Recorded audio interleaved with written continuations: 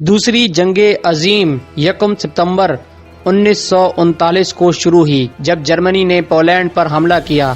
رد عمل کے طور پر 3 ستمبر 1939 کو فرانس نے جرمنی کے خلاف اعلان جنگ کر دیا۔ ہٹلر نے اپریل 1940 میں ڈنمارک اور ناروے پر قبضہ کر لیا۔ اس کے ساتھ ساتھ جرمنی نے بیلجیم اور نیدرلینڈ میں بھی فتح کے جھنڈے گاڑ دیے۔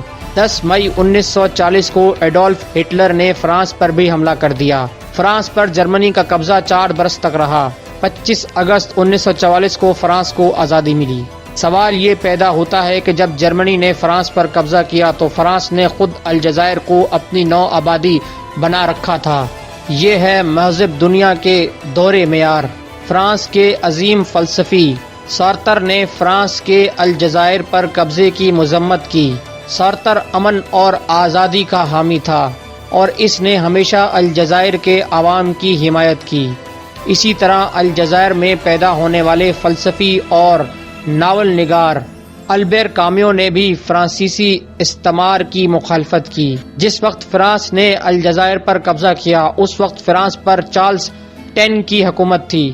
الجزائر پر قبضے کی بنیادی وجہ یہ تھی کہ فرانسیسی عوام میں چارلس کی مقبولیت میں اضافہ کیا جائے۔ الجزائر کی جنگ آزادی کو انقلاب الجزائر بھی کہا جاتا ہے۔ یہ جنگ فرانس اور الجزائر کی قومی آزادی کے محاذ کے درمیان 1954 سے 1962 تک لڑی گئی۔ یہ بڑی پرتشدد جنگ تھی۔ شمالی افریقہ کے ملک الجزائر پر 1830 میں قبضہ کیا گیا۔ اس جنگ میں وہ حربے بھی استعمال کیے گئے جو گوریلا جنگ میں اختیار کیے جاتے ہیں۔ یہ تنازع خانہ جنگی کی صورت بھی اختیار کر گیا۔ یہ جنگ زیادہ تر الجزائر کے علاقوں میں لڑی گئی لیکن فرانس کو بھی اس کے مضمرات کا سامنا کرنا پڑا۔ اس جنگ کی ابتدا نیشنل لبریشن فرنٹ NLF کے ارکان کی طرف سے کی گئی اور اس کا آغاز 1 نومبر 1954 کو ہوا۔ اس تنازع کی وجہ سے فرانس میں شدید بحران پیدا ہو گیا اور اس سے ریپبلک فورتھ زوال سے دوچار ہو گئی۔ اس کے بعد ففتھ ریپبلک کا آغاز ہوا۔ اس سے فرانس میں مضبوط صدارت کی راہ ہموار ہو گئی۔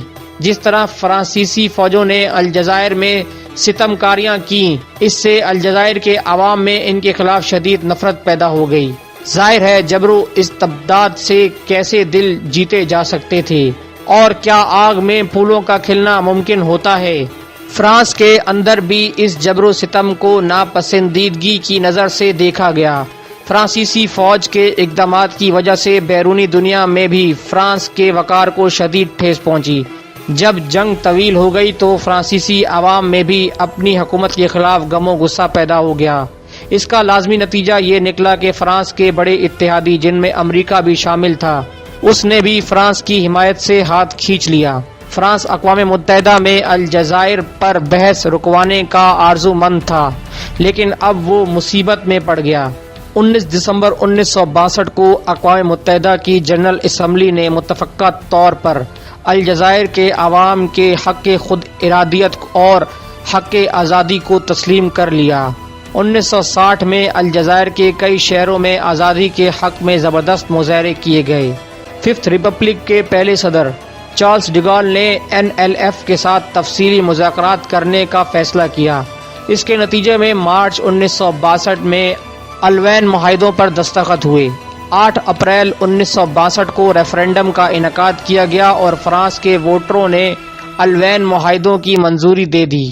91% ووٹروں نے ان معاہدوں کی توثیق کے حق میں فیصلہ دیا اور پھر 1 جولائی کو ان معاہدوں کو الجزائر میں دوسرے ریفرنڈم سے مشروط کر دیا گیا جہاں 99.72% لوگوں نے آزادی کے حق میں ووٹ دیا جبکہ صرف 28% لوگوں نے آزادی کی مخالفت کی۔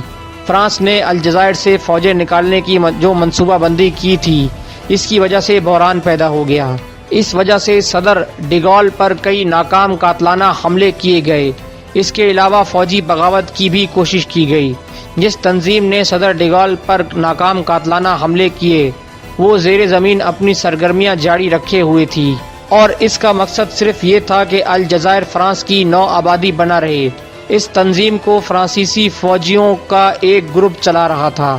وہ فرانسیسی زبان میں جو نعرہ لگاتے تھے اس کا انگریزی میں ترجمہ کیا جائے تو وہ کچھ یوں بنتا ہے: وی وانٹ الجیرین فرانس، ہم فرانس کا الجزائر چاہتے ہیں۔ اس تنظیم نے الجزائر پر بہت بمباری کی اور شہریوں کا قتل عام کیا۔ اس کا صرف اور صرف مقصد یہ تھا کہ الجزائر کو آزادی کی نعمت سے محروم رکھا جائے۔ 1962 میں الجزائر کی آزادی کے چند ماہ کے اندر ہی الجزائر میں بسنے والے 9 لاکھ یورپی باشندے فرانس بھاگ گئے۔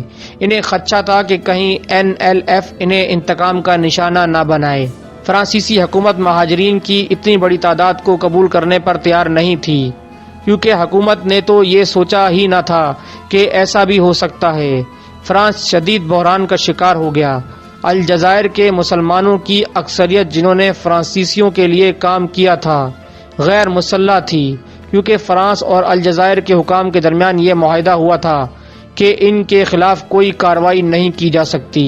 البتہ ہرکیوں کو NLF نے غدار قرار دیتے ہوئے ہلاک کر دیا۔ ہرکیوں پر الزام تھا کہ انہوں نے الجزائر کے شہریوں کے خلاف فرانسیسی فوجوں کی حمایت کی تھی۔ اب ہم 1830 کی طرف چلتے ہیں، جب فرانس نے الجزائر پر حملہ کیا تھا، جس کی وجوہات ہم پہلے بیان کر چکے ہیں۔ مارشل بوگارڈ الجزائر کا پہلا گورنر جنرل بن گیا۔ الجزائر کی فتح پرامن طریقے سے نہیں ہوئی۔ الجزائر کے عوام پر ظلم و ستم کے پہاڑ توڑے گئے، بے شمار لوگوں کو قتل کیا گیا اور ان گنت عورتوں کی آبرو ریزی کی گئی۔ ایک اندازے کے مطابق الجزائر کے تقریباً 30 لاکھ لوگوں کو موت کی وادی میں اتار دیا گیا۔ جہاں تک فرانسیسیوں کے جانی نقصان کا تعلق ہے تو 1830 سے 1851 تک 3336 فرانسیسی ہلاک ہوئے، جبکہ 92329 فرانسیسی فوجیوں نے ہسپتالوں میں دم توڑا۔ 1834 میں الجزائر فرانس کی فوجی کالونی بن گیا۔ 1848 کے آئین میں اس بات کا اعلان کیا گیا کہ الجزائر فرانس کا لازمی حصہ ہے اور اسے 3 شعبوں میں تقسیم کر دیا گیا۔ بعد میں کئی فرانسیسی، ہسپانوی، اطالوی اور یورپ کے دوسرے شہروں کے لوگ الجزائر میں آباد ہو گئے۔ الجزائر کے لوگوں نے آزادی کے لیے بے پناہ قربانیاں دیں۔ ان کی آزادی میں صدر ڈیگول نے بھی اہم کردار ادا کیا۔ فرانس کے وہ دانشور جو اس بات کا ماتم کرتے ہیں کہ ایڈولف ہٹلر نے 1940 میں فرانس پر ناجائز قبضہ کیا، کیا انہیں فرانس کا الجزائر پر قبضہ یاد نہیں؟